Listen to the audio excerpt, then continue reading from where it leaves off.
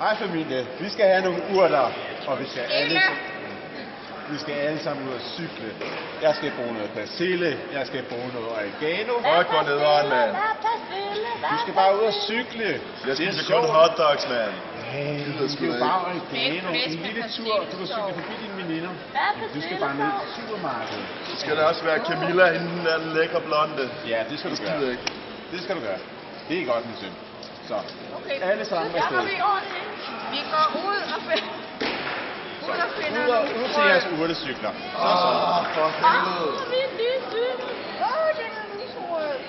Ungdommen nu til dag. Så, jeg har taget, jeg kan se, du mangler frø på din cykel.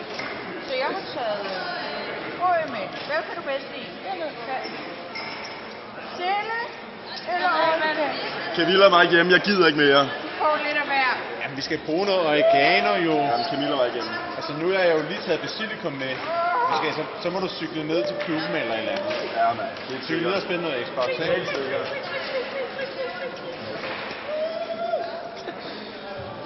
Jeg gider ikke mere.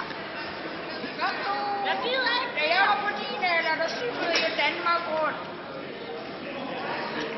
Jeg vil ikke mere. Prøv lige at tage hende. Lyt dig, mormor. Du er fandme ansvar. Nu skal vi skal bruge lidt persille der. Det er så hurtigt. Okay, så holder jeg stangen, så kører du. Så er det sjovt, ikke?